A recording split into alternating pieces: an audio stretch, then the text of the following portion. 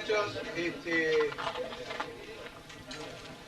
ustedes saben que hoy contamos con una presencia importante, pero antes de hacer toda esa presentación yo quiero hacerles llegar una invitación del Teatro del Pueblo para ustedes, para los que vienen a este encuentro, en forma naturalmente gratuita. Lo único que tienen que hacer es venir y dar su nombre para lo siguiente. Acá se está dando la hora pico. En esa obra que trabaja Patricia Gilmour, Manuel Vicente, el teatro les hace llegar la invitación, que lo único que tienen que hacer es venir a dar el nombre. Teresa está siempre en la boletería, llegan, le dan el nombre, ella tiene el registro de los que están acá, y bueno, y después cuando ya venga Tino tendremos esto como también parte del conocimiento de él. Bueno, por lo demás, no la vamos a alargar, va a comenzar Osvaldo Pelletier, y con lo que tenemos hoy para hacer. Me voy a tirar a que el micro se alargue. El otro día habíamos hablado del tema, empezamos a hablar del tema del criollismo.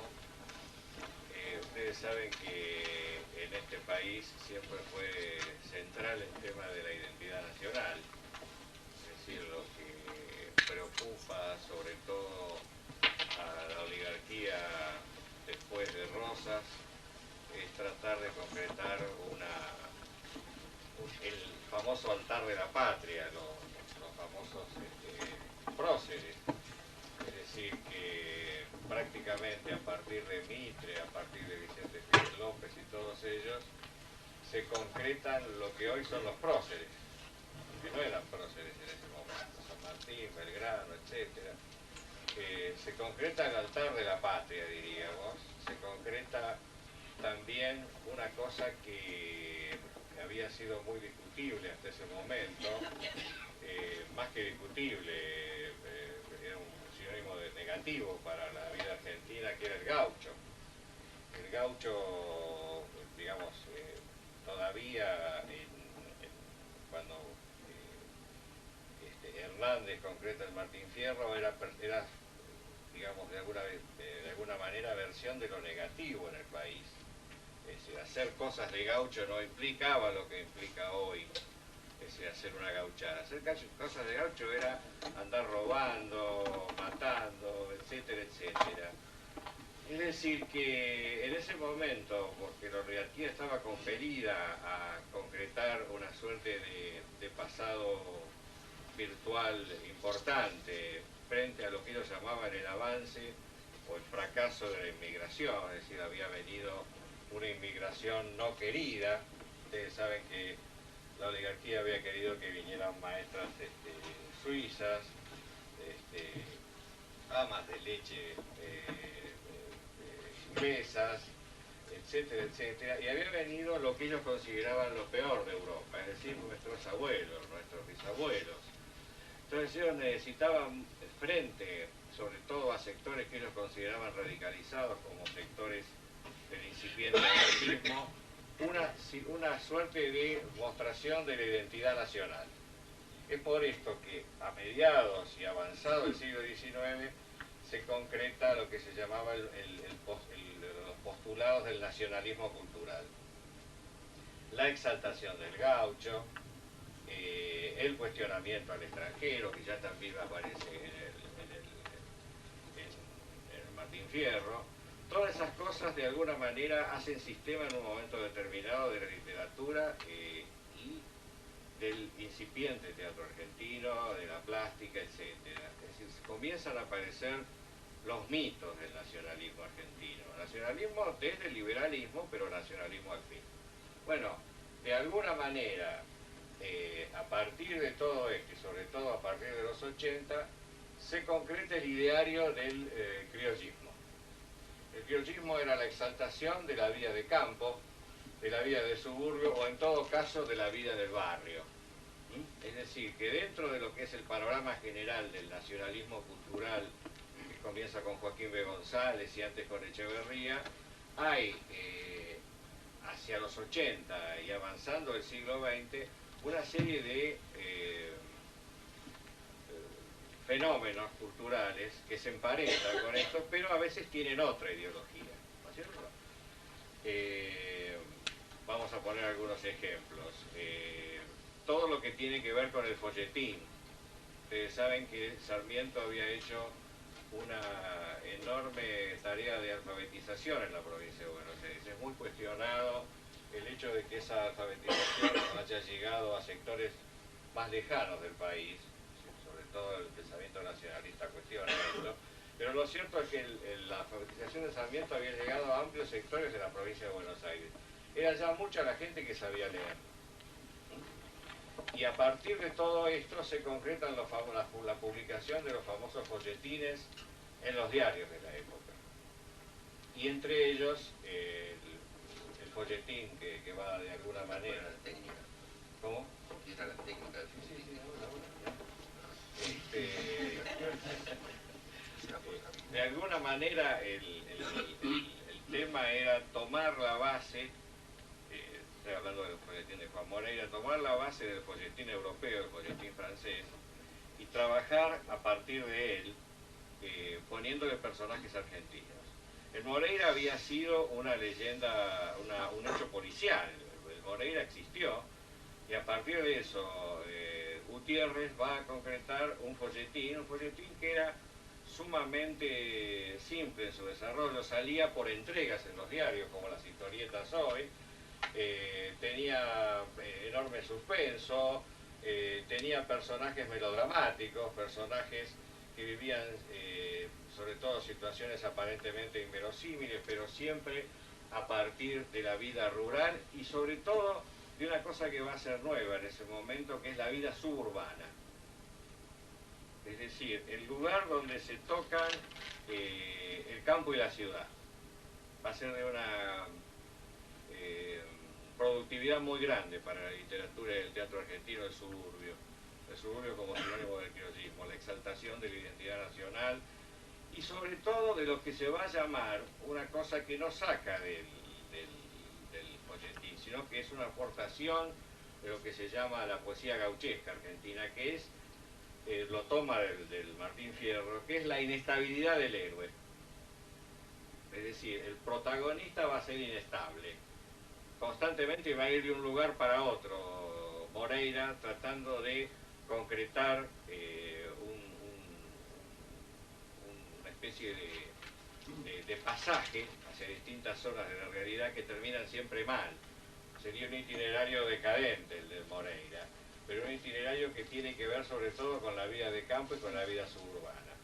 A partir de estos textos que tienen que ver con el suburbio, que tienen que ver con el campo, que tienen que ver con la nueva ciudad incipiente, y de alguna manera, la exaltación de esa inestabilidad del héroe, se van concretando distintos tipos de fenómenos criollistas en la Argentina. Por ejemplo, lo que podemos llamar en principio el sainete. El sainete va a ser un fenómeno del criollismo, el costumbrismo, el nativismo.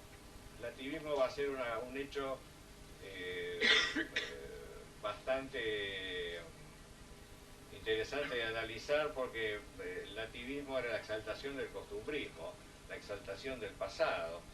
El criollismo no es una forma equilibrada estética ni ideológicamente, sino que tiene muchas de sus funciones alrededor de una visión reaccionaria de la realidad por un lado, y por otro lado nuevas versiones de esa realidad aparentemente cuestionada. En el sainete al principio se van a dar versiones bastante reaccionarias, sobre todo bastante reaccionarias del inmigrante. En el grotesco, que de alguna manera es su concreción posterior, vamos a ver otro tipo de concretizaciones, pero van a ir apareciendo poco a poco otras funciones del criollismo. Por ejemplo, la letra de tango. La letra del tango y la música del tango es fundamentalmente, en su primera época y hasta muy avanzada su época de auge, hasta el 55, un fenómeno criollista. criollistas eran las primeras versiones de tango, las versiones de los tangos de Bardi, por ejemplo, que son versiones de hechos camperos, se han sentado en las carretas, por ejemplo, son visiones de ese suburbio y de ese campo mitológico, y que llegan prácticamente a las versiones del suburbio y de la nueva ciudad en las letras de Mans y de Cátulo Castillo, y sobre todo en la música muy importante de Aníbal Troilo, que es el compositor más importante de esta tendencia. El criollismo en la Argentina, un poco para, no sé, estoy en la hora, sí.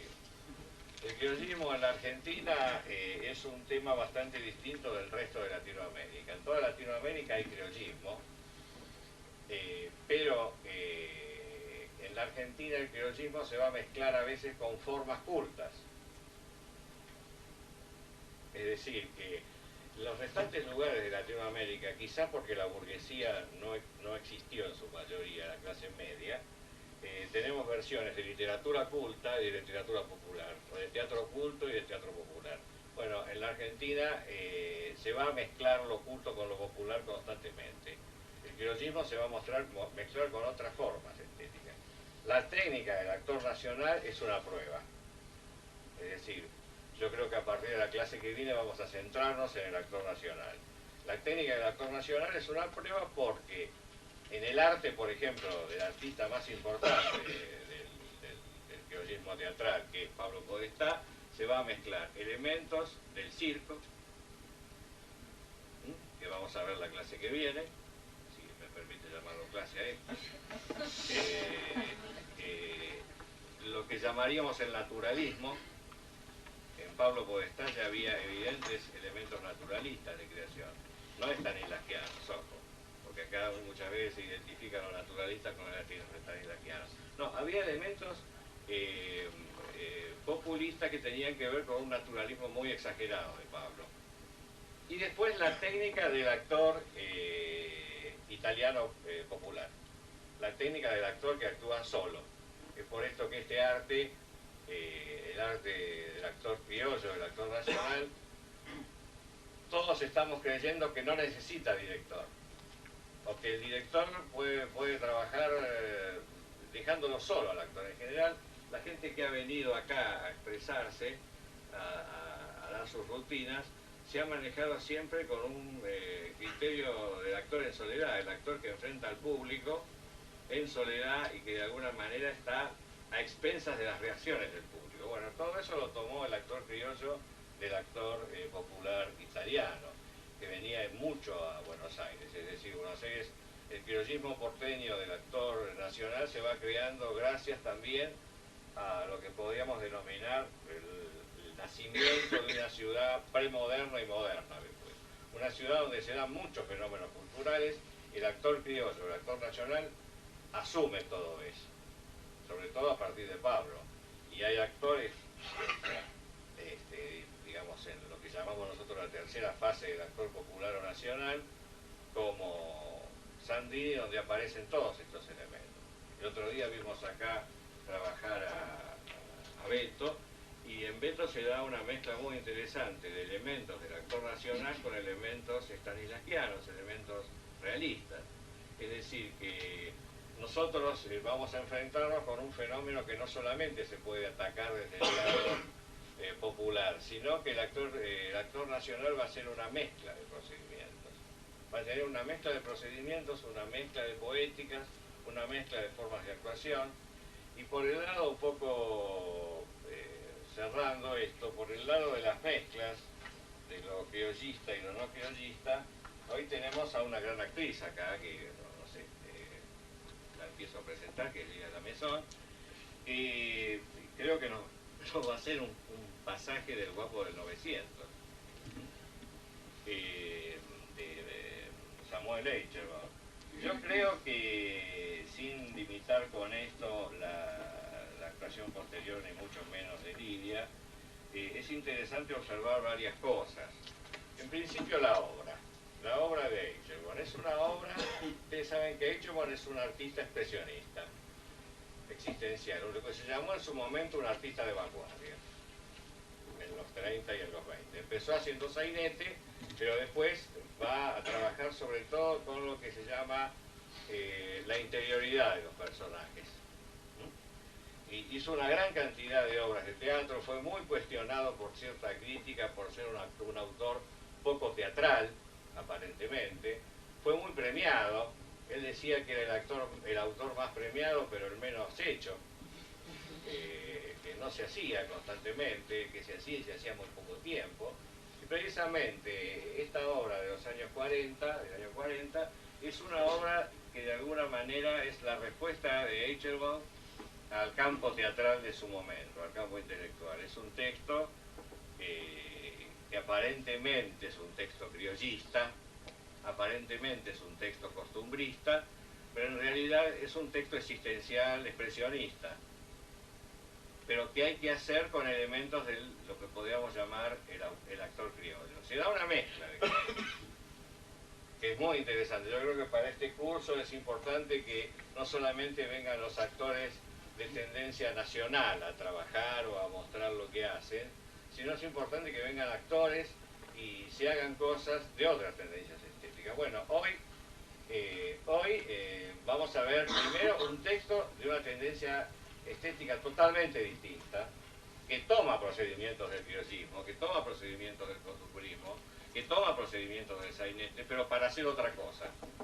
Y de una actriz que es una actriz culta, no es una actriz popular. La técnica de Lidia es una técnica del actor culto, del actor de la llamada dicción interpretativa, a la manera de los grandes actores de los 30, de los 40, es decir, la técnica de la dicción interpretativa fue traída acá por gente como La Dulce, como Sara Bernard, y tuvo una gran evolución dentro del teatro posterior en grandes actrices y grandes actores. Por ejemplo, Angelina Pagano, Guillermo Battaglia, el tío, digamos, ¿no? El sobrino, que tienen y vamos a ver nosotros una técnica totalmente diferente a la del actor nacional. Perdón, ¿eso lo podés precisar justamente? Eso de dicción interpretativa, o sea, establecer la diferencia entre las dos técnicas. Bueno, lo que pasa es que, sí. Me sacaba una pregunta. entre lo oculto y a pesar de que uno... Bueno, hay que pensar que mi micro dura muy poco tiempo. Yo creo que, pero pienso que puedo explicar, ¿no? Por lo menos empezar a explicarlo y terminar de explicarlo en las reuniones siguientes. El actor de la dicción interpretativa, por supuesto que trabaja con el cuerpo, no que se quede parado, sino que, pero sobre todo trabaja con la elocución, con la voz. Es muy intenso ese trabajo, sumamente intenso. La base de su trabajo es la voz. Los cambios elocutivos, los cambios de ritmo, los cambios de volumen, las intensidades. Yo me acuerdo cuando yo era muchacho, hace poco tiempo, que una vez yo fui a ver a Rosa Rosen. Y entonces fuimos con varios amigos, y era una función de la tarde, porque Rosa Rosen tenía un público mayor que hacía vermú también, y iba a la vermú muchísima gente mayor. Entonces había una señora mayor donde está sentado Rómulo ahora, y entonces yo vi que aparentemente se dormía. Entonces le digo a la persona que estaba conmigo, uno era joven y respetuoso, mira, la vieja se durmió. Entonces la vieja me dice, no, la vieja no se durmió. La vieja está escuchando a la señora Rosa Rosa. Este teatro hay que escucharlo, entra por el oído. Es la gran rémora que tiene el actor stanislavskiano. Uno si cierra los ojos y escucha al actor stanislavskiano, a los más ortodoxos, es muy feo el resultado en general. Este tipo de actor tenía muy trabajado todo lo que tiene que ver con el locutivo. Un halcón, por ejemplo. Y trabaja a partir de una técnica que no es exterior, que es interior, pero que no necesita vivir el personaje totalmente. Tiene una técnica interpretativa, no es stanislavskiana. El actor popular trabaja con la caricatura interiorizada, que serían una cantidad de procedimientos que vamos a explicar la vez que viene, procedimientos que el actor va manejando en su posición, procedimientos que empiezan con dos que son fundamentales, la mueca y la maqueta. Todos estos actores que hemos visto acá, menos Beto, que no le gusta que le digan que hace la maqueta, pero todos han trabajado en algo. Yo quiero aclarar que todo lo que se diga de mí es involuntario. El mismo caso de la señora. Claro, yo creo que fundamentalmente el investigador está acá para tratar de aclarar las cosas y de alguna manera investigar sobre los hechos y sobre las formas de actuación. Yo creo, no sé si respondí la pregunta, pero yo creo que fundamentalmente, yo lo voy a explicar la vez que viene, el tema de las distintas técnicas del actor popular, que sobre todo trabaja con el cuerpo, trabaja con el cuerpo, trabaja medio encorvado para decir, tiene una forma que no es apolínea de trabajar, desde, no sé, desde Pablo Podestá, Pepe Arias vemos eso, tiene elementos evidentemente del circo, tiene elementos, algunos son naturalistas. Nosotros hemos visto acá, sobre todo, salvo el caso de Beto, actores de varieté. Es un tipo de actor criollo, no digo menor, pero muy peculiar, donde sobre todo el procedimiento mayor, que es el de la mueca, típico en Arata, aparece muy poco. Es decir, el actor nacional es un caso muy parecido en cuanto a su dicción y trabajo al del cantor de tangos, al del buen cantor de tangos. Hay lo que se llama el actor nacional, cuando profundiza, una interpretación llorada. Por ejemplo, casi llorada. Muy exagerada en los malos actores, muy sutil en los buenos. Lo mismo que en el cantor de tangos.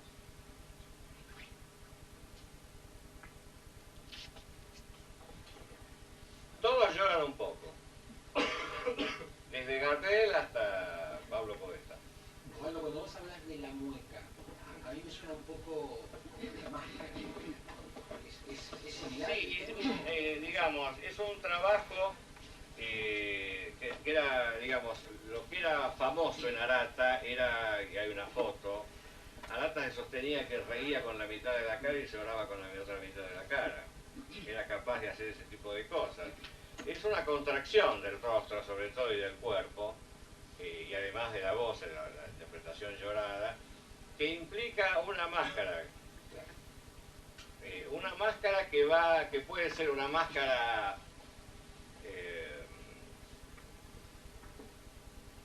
consciente, como en los disfrazados de Pacheco, puede ser una máscara que no sabe el personaje que la lleva, como en el grotesco criollo, como en Estefan. El problema de Estefan es que no sabe que tiene una máscara, no sabe que se ha ocultado detrás de esa máscara.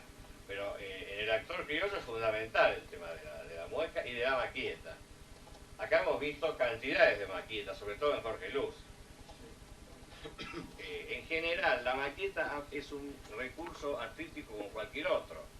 Yo creo que si nosotros estamos acá para aprender formas del actor popular, tendríamos que aceptar a la maqueta como recurso. Porque en general, sobre todo los profesores stanislavskianos, cuando ven a un actor que exagera la caricatura, la maqueta es exagerar la caricatura, ir más allá del costumbrismo. Le dicen, no hagas maqueta. Bueno, la maqueta no sirve para hacer Arthur Miller. No sirve para hacer Harold Pinter. Pero sirve para hacer Discépolo.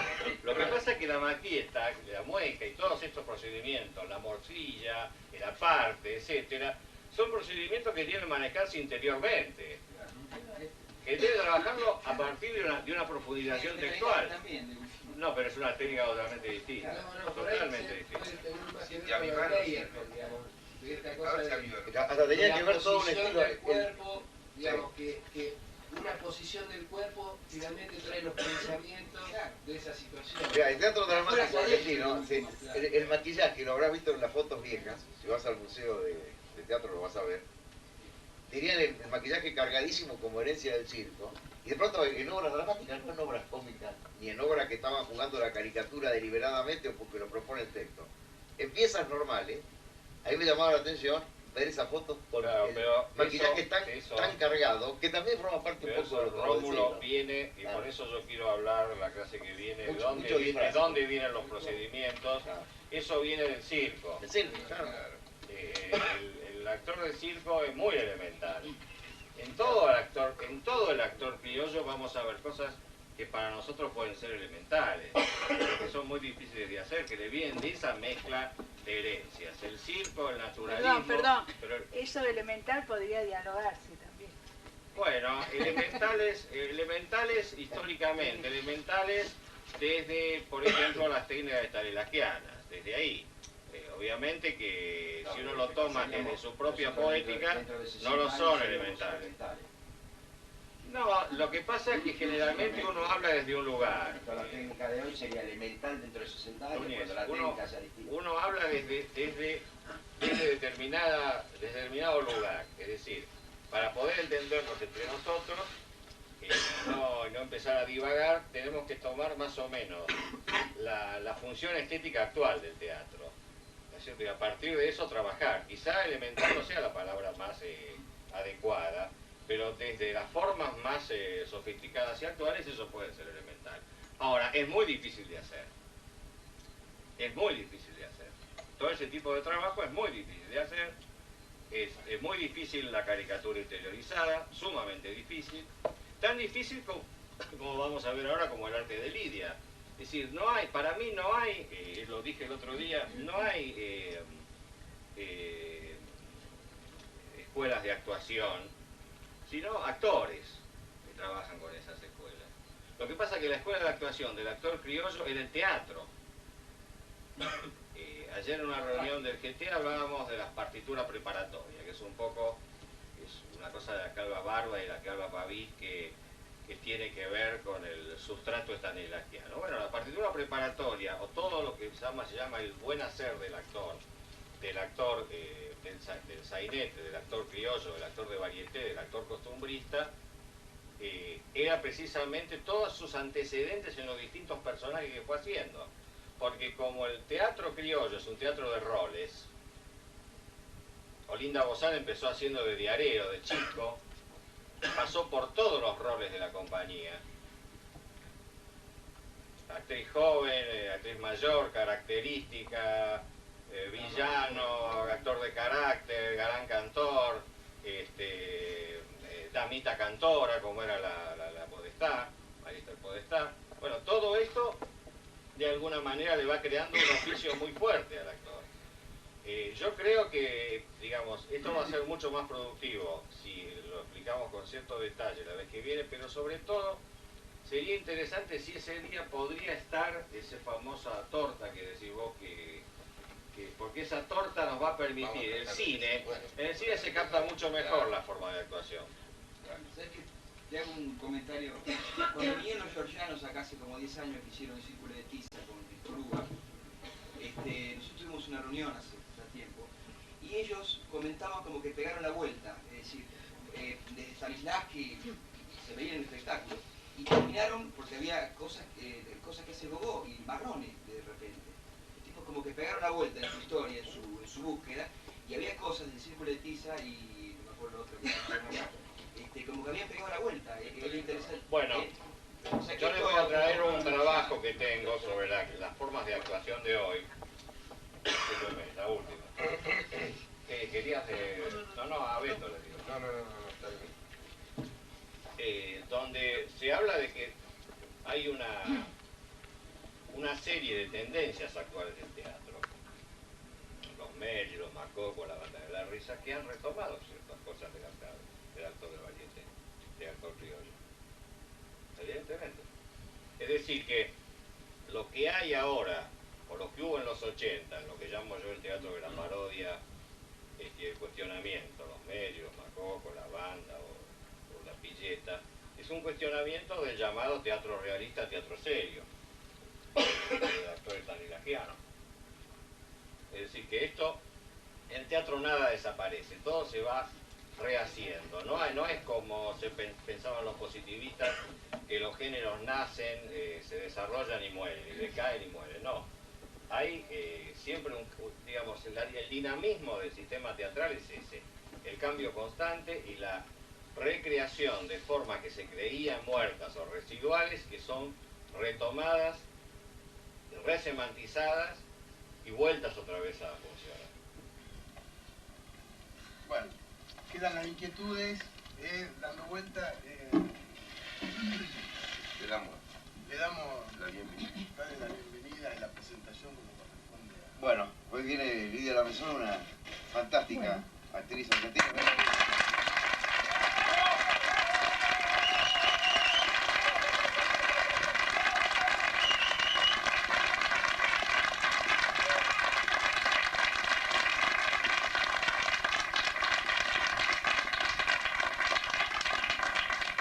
Quiero contar que yo conocí a esta señora hace muchísimos años en el Teatro Cervantes, cuando mi tío era codirector con Luis Cabanella de esa sala. Yo tenía muy poquitos años y vivíamos cerca, entonces mi tío me llevaba a los Yo camarines. tenía muy poquitos más que vos, ¿no? Yo un poquito, yo era chiquito y vamos conociendo. Y bueno, y conocí, y esto vale como experiencia porque el Teatro Cervantes ha ido metiéndose en la historia del teatro argentino y ya parece algo que nunca existió, es decir, ya tiene un contorno místico, ¿no? Yo conocí a un gran director que era Antonio Cunil Cabanellas, algunos otros que pasaron por allí, y actores que trabajaban en la medida de sus posibilidades, con una entrega y con un oficio enorme. Y ojo, que en esa Comedia Nacional Argentina, tan famosa, dirigida por Cunil, había muy buenos actores, y había algunos malos actores también, a quienes Cunil no le pudo sacar nunca los tics, y con los cuales se enojaba. Por ejemplo, Santiago Gómez Pujol, que se enojaba Cunil con él porque no le podía sacar los tics. Ahora yo te quiero... Yo no puedo. No, vos no, yo no. Yo lo que te pregunto es... No, ella no va a mantener No, tú a lo tuyo, tú a lo tuyo. Recién escuchamos a Pelletieri en una... Interesantísimo todo lo que Sí, dijo. en una ubicación muy, Estoy muy de acuerdo muy interesante con con todo eso. lo que- Ahora yo te pregunto, también hay una cosa, hay una especie de prejuicio o de un preconcepto con respecto a los actores veteranos. Una especie de lugar común. Es decir, los actores veteranos, los grandes, no estudiaron teatro, no sabían quién era Stanislavski, trabajaban por instinto, se ponían en manos del director, establecían una comunicación, a veces sí, a veces no, con el director, y salían y armaban su trabajo y armaban su personaje y vivían el teatro con un enorme instinto y además con una gran noción de piel de la devolución que había en la platea. Y todo lo demás, lo que era el conocimiento teórico no existía. Entonces, como esto es un poco un lugar común, yo te pregunto a vos, si era realmente así. ¿Ustedes trabajaban de esa manera o necesitaban un cierto basamento teórico? Yo empecé en el Teatro Independiente, en la agrupación Juan B. Justo, que creo que ahí, en ese teatro, yo aprendí muchas cosas. Sobre todo aprendí el respeto que se debe tener por el teatro.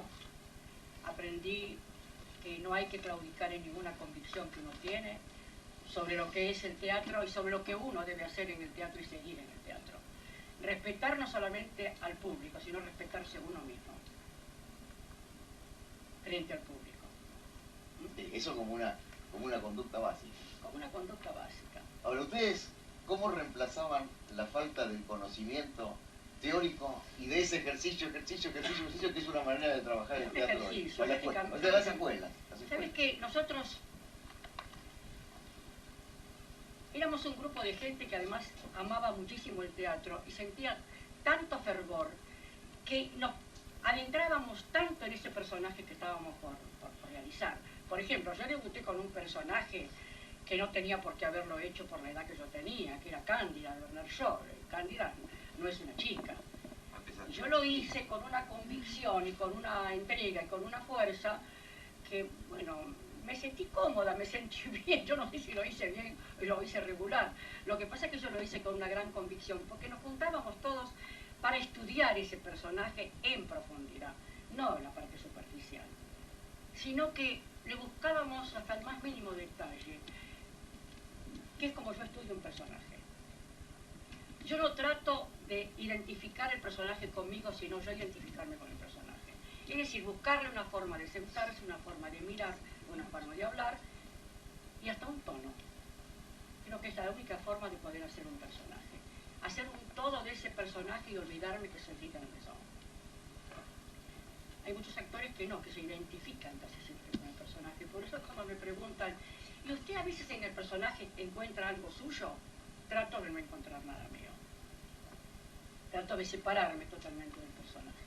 Y bueno, en la agrupación Juan B. Justo yo aprendí tantas cosas, sobre todo aprendí lo que es solidaridad en el teatro, lo que es comportarse entre un grupo de gente que ama verdaderamente lo que hace, que tiene vocación, cosa que muchas veces hay actores que tienen condiciones y no tienen vocación de actores. Lidia, vos registrás en carrera un periodo donde el director tenía menos preponderancia que la que tuvo después. Me refiero cuando entraste al teatro profesional, el director era el capcómico. ¿Qué? ¿Era quién? El cabeza de compañía en general. A veces sí, pero a veces no. Por ejemplo, yo cuando entré al teatro profesional, entre comillas, que la agrupación Juan B. Justo, entré a integrar el teatro Andrán Capodestá, que ella cabezaba, no había directores, había un director. No solamente era la cabeza de compañía, había un director. En ese momento no, vos tenés razón, en ese momento era la cabeza de compañía que era Blanca la que dirigía. Pero después hice otra obra que dirigió Alejandro Persona. Y Lidia, cuando me eligió ¿qué para hacía hacer... Blanca Podestá? ¿Qué era la función de ella? ¿Cuál era? Bueno, hacía poco realmente, pobre, que en paz descanse.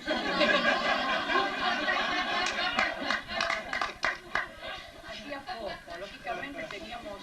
En fin, los que éramos pobres, que después iniciábamos, tratábamos de creer, ¿Marcaba el personaje? tratábamos de marcar.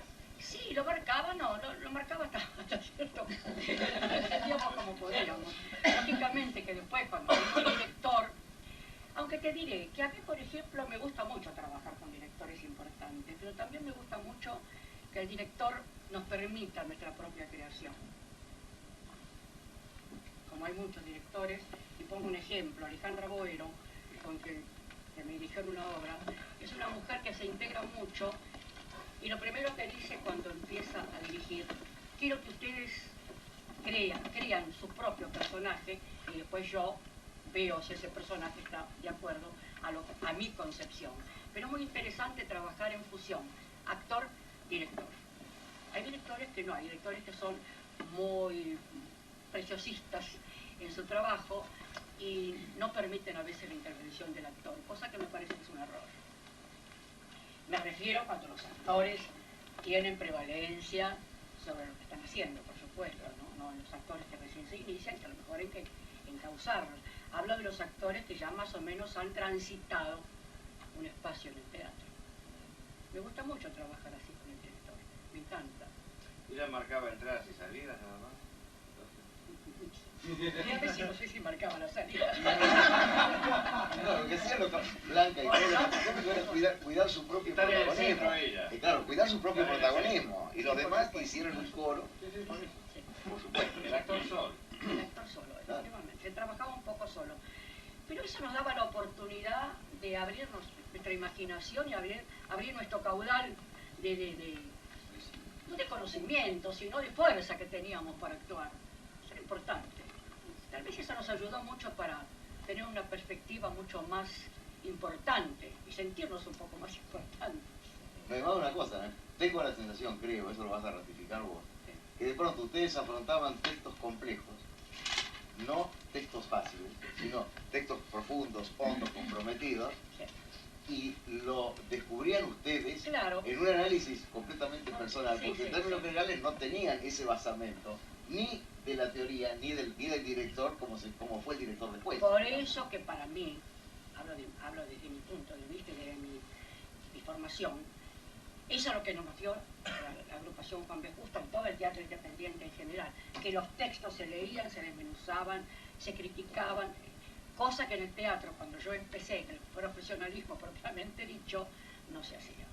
No se desmenuzaba un texto. Se leía. En esa época casi siempre el autor, que era muy aburrido, venía y leía el texto. Contá todo eso. Se sentaba el autor y leía. Pero además leía a veces muy mal. Todo él leía, ¿no? Todos los autores Sí, la primera vez sí. Había autores que leían muy mal. Entonces, claro, nos sentíamos muy aburridos. Hasta que no teníamos el texto en nuestras manos, horrorosamente solos.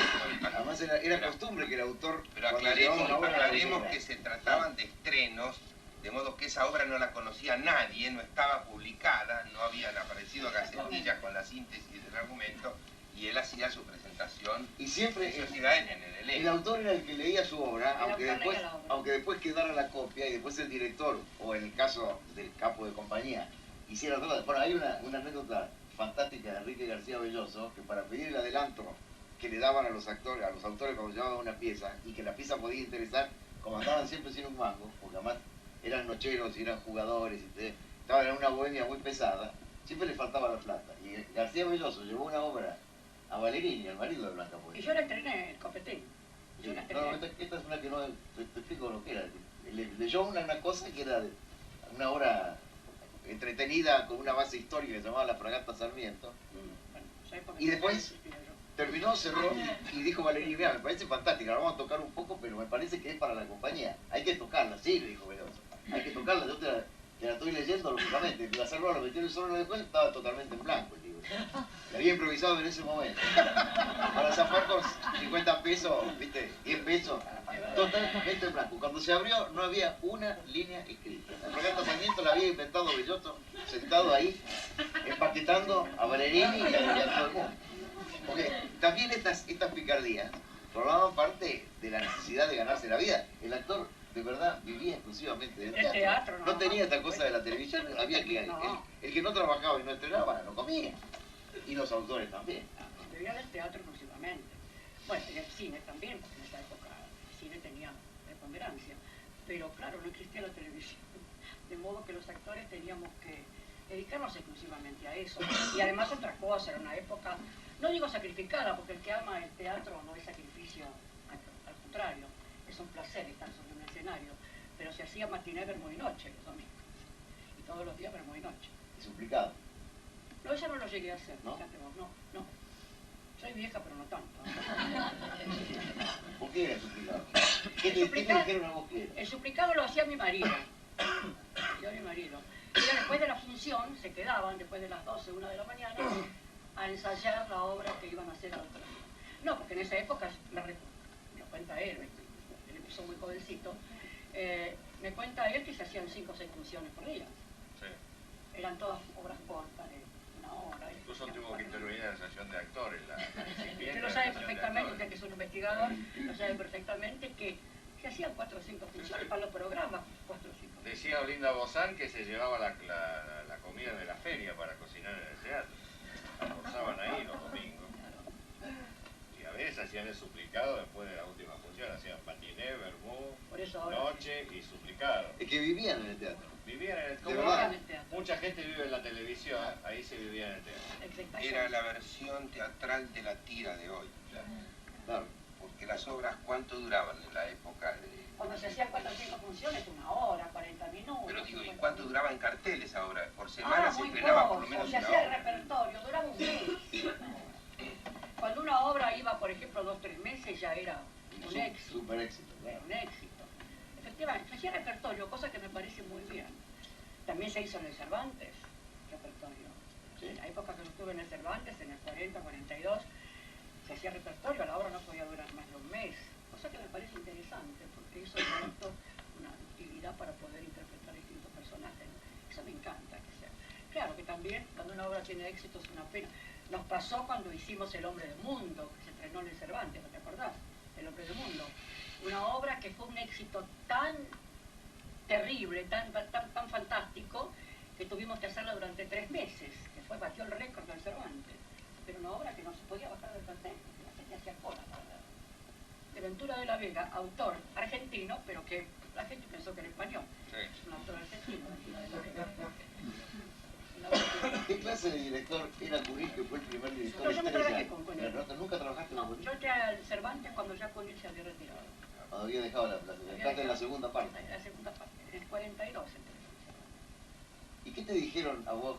O sea, ¿qué oíste de tu ¿De colega? Cunil? Que era Cunil, te digo por qué, porque él fue el primer director estrella de la Argentina. Es decir, el director con un halo de luz fue Cunil Cabanellas. Sí, sí, sí. Después hubo otros, y bueno, y hoy hay directores muy importantes y puestistas muy importantes, que son cosas distintas. Directores puestistas. No, Cunil tengo Nosotros referencias, la gente que ha trabajado con él, pero Era un director, primero, muy exigente, cosa que me parece fantástico que un director exija, muy veraz en todo lo que él marcaba, de modo que me parece que es verdad, ese haz de luz lo conservó durante toda su vida. Que lo merecía. ¿Eh? Lo merecía. Sí, yo creo que sí, lo merecía. ¿Alguien quiere preguntarle algo a India? ¿Alguna cosa puntual? Yo quería preguntarle, esto que contabas recién, la obra la leía el autor. ¿Los actores no tenían acceso al libro antes de que el autor lo leyera por primera vez? No. El actor venía en una cosa de subordinación, digamos, ¿no? Era el autor con el capo cómico. Lo que dijo Beto Capo Cómico, el jefe de el cabeza de compañía y dueño del teatro muchas veces, empresario del teatro. Y después se le daba el libreto a los actores, se hacía la lectura de mesa y los actores se enteraban de lo que iban a hacer. Pues, es decir, este trabajo, vos te referís a una manera muy saludable de trabajar de hoy, y el que reparto entre todos, ¿viste? Y otra cosa, hacía el reparto no nos antes de la daban la obra lectura. entera. Nos daban las partes que nosotros teníamos. Era un teatro de padres. Terrible. Era un teatro de padres. Terrible. No nos daban la obra así como este texto entero de Guapo no. Como fue el teatro europeo hasta el siglo XIX prácticamente. Era un teatro de parte. El actor sabía su parte y sabía el pie Estamos que hablando venía, de nada los más. textos del personaje que le tocaba a cada uno. Sí. El pie. El pie. Yo he llegado todavía a trabajar en los 70 con actores que estudiaban el pie nada más. Esa Como lo habías idea. comentado en la anterior. No. Y no hay nada más Y importante que trabajaban perfectamente bien. No, pero igual se enteraban porque en general el uso era que los actores... Sí, el uso era que los actores estaban sentados en el escenario mientras ensayaban. De modo que... Todos. Yo no sé si era una razón de economía para no gastar en esténciles o qué, pero los actores estaban en el escenario y cuando llegaban sus partes Exactamente. actuaban, pero estaban todos todo el tiempo. Pero Todo había una actitud efectiva del actor por la parte del otro. No quería meterse para nada. Es cuestión del otro. Mi parlamento es pequeño. Yo tengo que arreglármela para hacer ver que estoy actuando cuando no hablo. Eso me lo dijo Carmen Jiménez, ¿no? Esa la conoció, una actriz de cine y de teatro, cuando hacíamos Estéfano. Voy a estar siempre haciendo como que estoy en personaje, pero cuando no hablo descanso. Pero vos la veías que actúa, cuando no, me actuaba mucho. Era una técnica.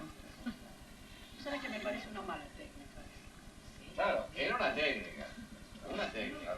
Yo creo que el actor, una vez que está sobre el escenario, no importa que no hable, tiene que seguir actuando. Sí, no, ella actuaba. Y bueno, pero actuaba no desde su interior, actuaba No, con la por cara. supuesto. Por eso recién hablé de estafa. No dije la palabra estafa, pero la digo ahora. No debe estafarse ni al público ni a uno mismo. Claro, para eso se escribió La paradoja del comediante, que lo escribió Diderot. El actor que a lo mejor llega mucho al público y no pasa nada por dentro, y el otro. A mí me gusta el actor que lo sienta por dentro y lo transmite al público. No me gustan esos actores. Por eso le digo que es una estafa a uno mismo, a su verdadera vocación. ¿Para qué uno hace eso? Para sentir placer uno y que sí, transmitir ese placer al público. Yo tengo ese concepto del teatro. Una pregunta. En esa época Blanca Podestá interpretaba también obras europeas. Sí. Se hacía un repertorio universal totalmente, sí, muchísimo. ¿Y en qué obra interesante, por ejemplo, le tocó actuar? Bueno, ella hizo muchas obras. Ella, por ejemplo, hizo La Gioconda. Ella hizo una cantidad de obras europeas. En este momento, ¿pero a usted le tocó? 40 más o menos. estando yo con ella, por ejemplo, yo estrené La vida de María Curie, que está por Alejandro Casona y Paco Madrid. Tuve la fortuna que me eligieran para hacer la parte, la niñez, digamos, la adolescencia y la juventud de María Curie, pero Blanca Podestá hizo muchos autores, se hacía mucho, Camila Quiroga lo mismo. Sí, tal vez Camila más todavía, ¿no? Sí, Camila Porque a Blanca le escribía mucho a Alberto Rodríguez Casuso, Rodríguez Acasuso, que era su también autor de cabecera. y también que en paz descanse. ¿Eh? Que también en paz descanse. Yo creo que después en España ninguno los dos. No era persona de descansar en paz. Yo hice una obra de Acasuso. El autor del barro humano. ¿Y cómo se trabajaba en Se la trabajaba de compañía? diferente manera. Se trabajaba, el estilo era diferente, la forma de trabajar muy distinta. Ahora se trabaja mucho más en profundidad, cosa que me parece mucho más interesante. Ahora se trabaja en equipo, digamos la palabra, equipo. Pero eran siempre los mismos actores y se redistribuían los personajes, a veces alguno tenía un ¿Sabés qué protagónico. pasa? Que en esa época no. se hacían los elencos de una manera muy particular, que ya no se hace. Por ejemplo, vos ves un programa de aquella época, que era mía, en el año 39, yo empecé el 38 en el Independiente, ahí no existían programas, ahí se hacían los papeles, se repartían de diferente manera.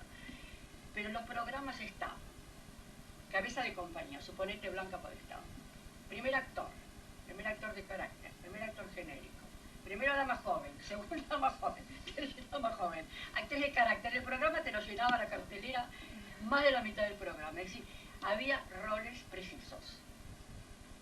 A lo largo de Nunca la primera, la segunda dama joven iba a ser lo que hacía la primera dama joven. El teatro estaba hecho para eso también. Todo era muy específico, entonces se buscaban obras que tuvieran muy esos específicas, cosa que en el Cervantes, afortunadamente, siempre es así. eso no pasó. Se dejó de denominar de esa manera, pero digamos era un poco a la usanza del teatro lírico. Hay roles de contralto, de soprano, de barítono, de tenor, era un poco lo mismo, galán cómico. Entonces, pero no había roles que tenían 5 personajes, por ejemplo, y no 10 u 8. Sí, obras que tuvieran siempre sobre esos roles. Se caracterizaba así, bueno, ¿esto quién es? Esto es para un galán cómico, ¿no es cierto? Esto es para la dama joven. Lo que se trataba de organizar una compañía que tuviera tipos físicos entre actores y actrices capaces de cubrir el personaje. Una pregunta, para vos. Todavía, no sé, en esta década, la década anterior, se escriben obras para determinados actores. Sí. Y esto no está mal. No, para nada. No, hay un montón de casos de teatro argentino del 80 y del 90 que se escribió para determinado actor, para determinado tipo de compañía. En todo caso estaba bien. Yo creo que estaba muy bien. Digo, a nadie se le ocurría armar un equipo de fútbol con 8 centroforward. ¿Cierto? Que si vos tenés defensores, laterales, centrales, delanteros, punteros, esto era un poco lo mismo. Y una de las cosas que se evitaban era que, en general, cuando se trataba de un personaje, de un hombre o una mujer mayor, lo hiciera un hombre y una mujer mayor, y no una chica con las arrugas pintadas. No, por supuesto que no, pero te digo lo siguiente, te lo digo como una cosa que me pasó a mí.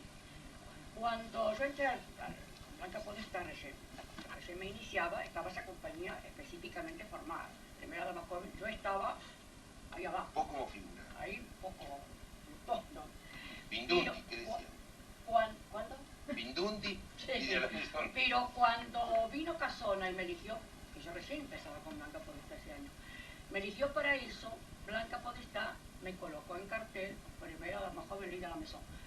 Y a mucha gente no le gustó el asunto. No, yo recién empezaba. A mucha gente no le gustó eso. Uno de los roles se respetaba. respetaba. Como es el problema, lo que era ese problema. Cosa que el Cervantes, afortunadamente, creo que fue el teatro que estableció que había un elenco. Claro, bueno, justamente, sí, armó el concepto colectivo del trabajo. Primerísima figura como Luisa Beil, Iris Vargas, Maruja Gil Quesada, nada menos que Enrique de Rosas, Caviglia, Esteban Serrador, había un elencazo.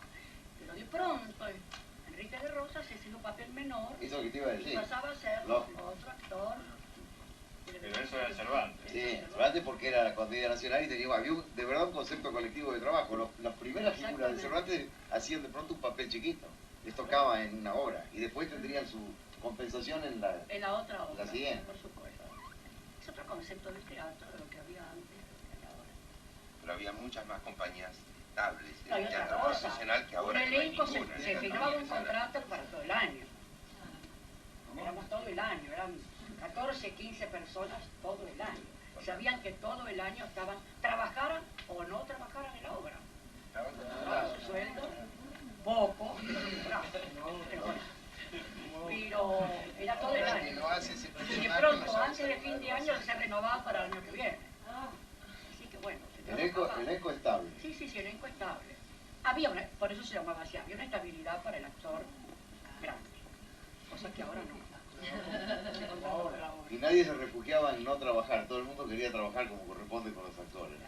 Si nadie quería cobrar sin trabajar, querían hacer las cosas. Tengo buenos recuerdos, ¿verdad? Bueno, muy buenos recuerdos de esos primeros años de teatro, porque lógicamente me dio una experiencia muy especial trabajar así, me dio una gran experiencia. De modo que estoy muy contenta también de la forma que se trabaja ahora. Los textos se conversan, se discute, eso es interesante. Y además me encanta trabajar con buenos directores y con buenos actores, por supuesto. Y frente, digamos, ¿no? Este concepto frente a la experiencia que vamos a tratar de hacer hoy, ¿no? Sí. El pacto de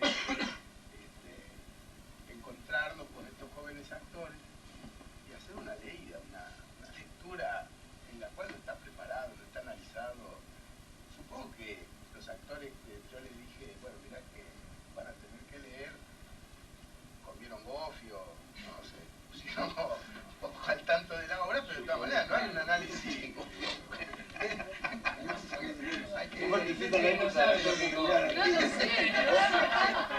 No consigue ninguna parte. Digo, ¿cómo vamos a esta experiencia? Sí, yo me habría propuesto hacer este texto, una parte de esta obra con alguno de los muchachos que quiera ser mi interlocutor. O los valientes que saben. Bueno, nosotros íbamos a plantearlo así. Vamos a leer el tercer acto. Teníamos, yo a algunos les dije, bueno, tráiganselo leído, más o menos. No están repartidos los roles ni nada. Esto lo vamos a hacer acá. Yo te pediría que inclusive oficies vos, de la maestra que organiza esto. Bueno, pero lo que pasa es que quiero que me elijas un muchacho. No, vamos a... Tiene elegido, digamos, elegido el grupo. Ahora después... Sí, tenemos la escena... La escena final. Ah, solamente la final. Ah, no, como vos quieras. No, porque tenemos la de... A lo que están los grupos, que están en Con Alejo. ¿Con quién querés? 10 minutos de recreo mientras se arma esto.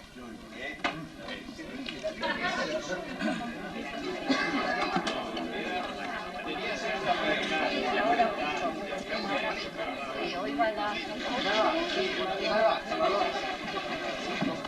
Después, cuando termina, en esa sala, pero la otra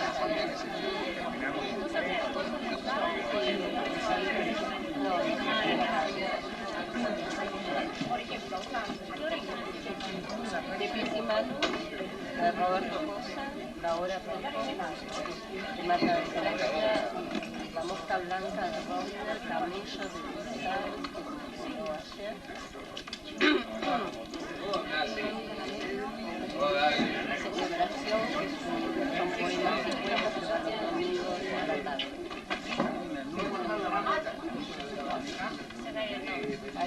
Pero quién está aquí. Depende de cada uno. Alrededor de una hora y cuarto. El comienzo de el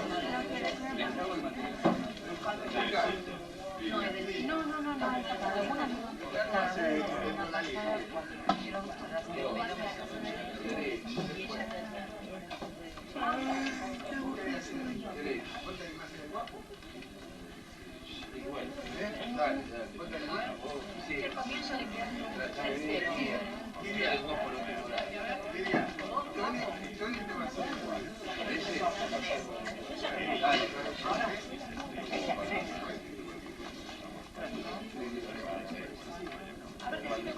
¿qué van a hacer primero?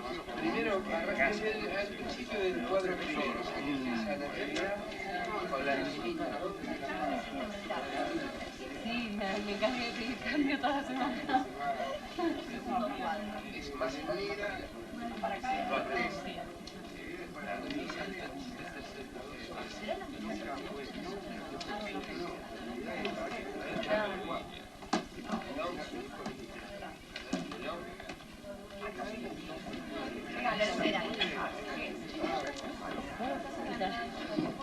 Son las de la parte 2. Fíjate que nos faltan dos muchachas. No, la chiquita de abajo. Parte 1 y 2 me había pedido. Hoy en la nota.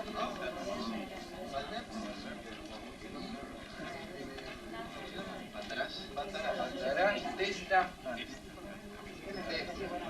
Pero entonces, che, hay actores que no vinieron. Y el de... No, pero está...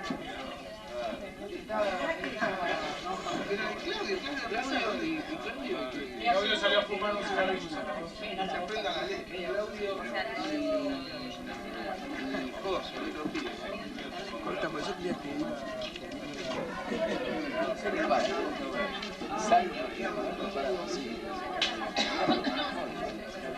¿Hay alguien acá?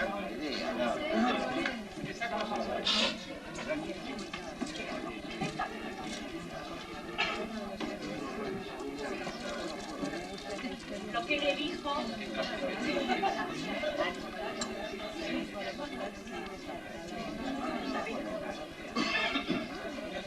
Le dijo de todo, de las palabras.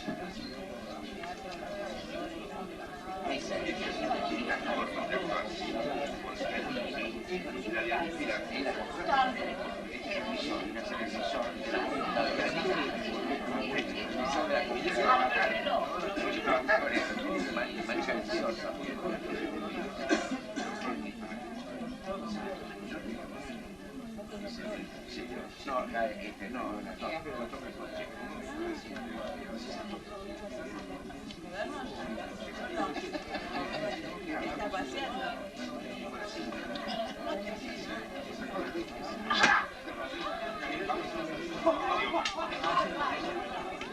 Mierda, reloj de él. Claro, ese que es mi reloj.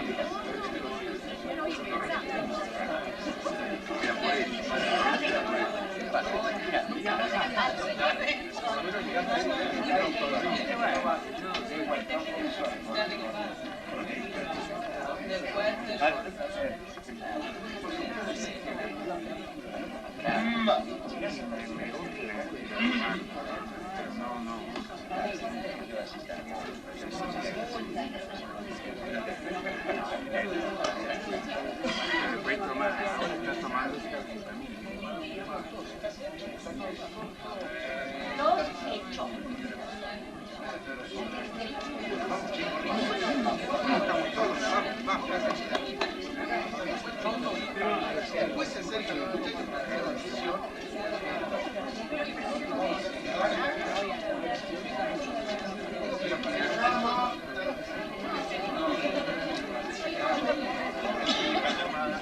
Última llamada, claro.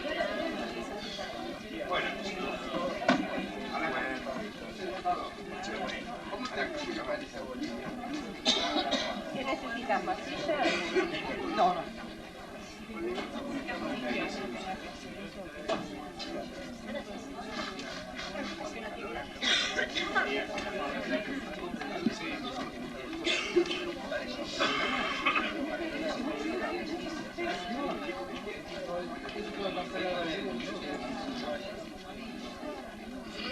Bueno, vamos.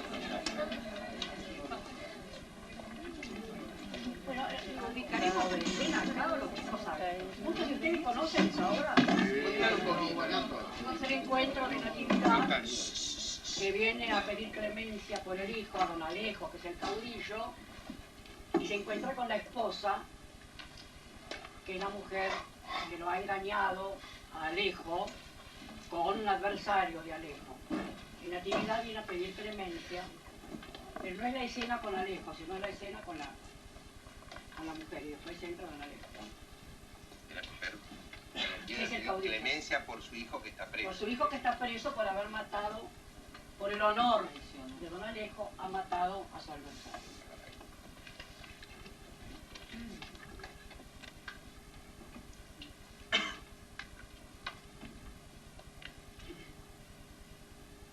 Buenas noches, Natividad. A mí muy mala, señora Vermera. 2 veces he venido hoy a verlo a don Alejo. Tendrá que disimular su enojo, si en esta segunda vuelta no quise irme. Le aseguro que tenía llena la boca de cosas feas. y las hubiera ido perdiendo por el camino. Ha salido esta tarde como a las 4, poco antes de venir usted, y aseguró que venía a cenar. Pero como a eso de las 8 llamó por teléfono y volvió a decir que vendría, que lo esperáramos con la cena. Al fin tuvimos que comer sin él. No quedará atenderme. ¿A usted? ¿Y por qué no? No he hecho más que traer hijos al mundo para que les sirvan, es cierto. Pero si habrá hastiado de tanta lealtad. No se apresure en juzgar mal a nadie, y menos a Alejo, que le estima bien. Antes era así. Desde que el Coménico se vio envuelto en la muerte del doctor Ordóñez, todo ha cambiado. Ya van para 4 meses que me lo tienen encerrado. Y don Alejo, como si le hubieras dado el palo en el gusto. No está bien, doña Edelmira, no está bien. Bueno, tal vez no esté en sus manos favorecerla. Es que no es favor lo que le pido, sino justicia. Es justicia lo que le pido. Mi Coménico no ha matado al doctor Ordóñez. Si don Alejo no ha querido que lo mataran, ¿por qué habría de matarlo?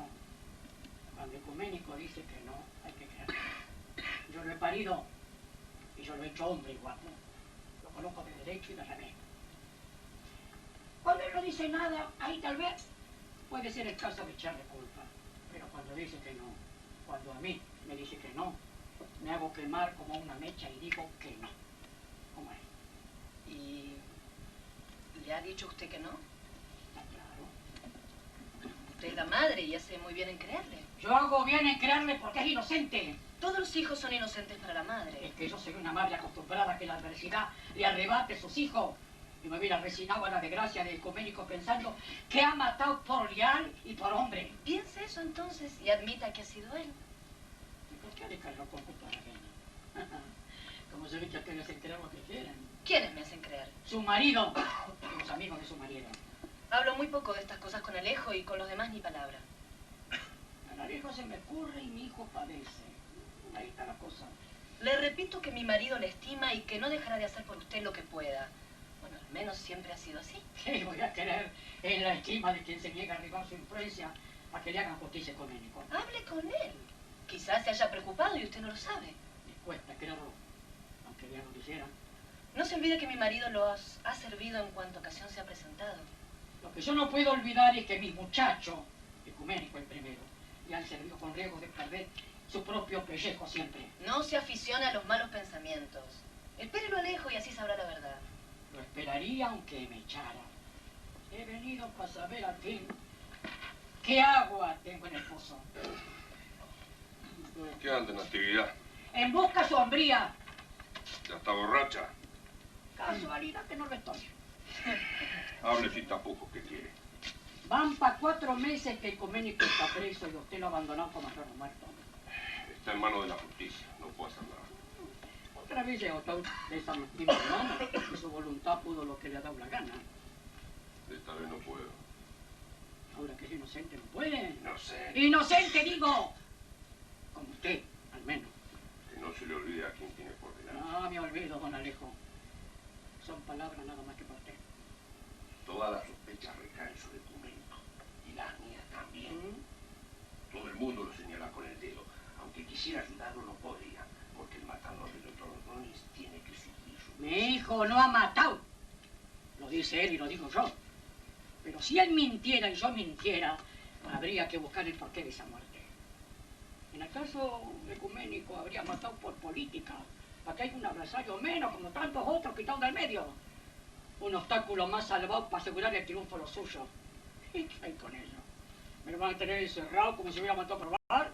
¿Como si hubiera matado para darse el gusto? El doctor Ordóñez ha sido un hombre como poco. Ha sido su adversario. Ecuménico y para Ladislao, como por usted y para mí, no hay más que 2 clases de hombres. Los correligionarios y los adversarios. Si se lo han enseñado y así lo han aprendido. Lo hemos enseñado usted y yo. ¿Es verdad? No, no es verdad. Es verdad.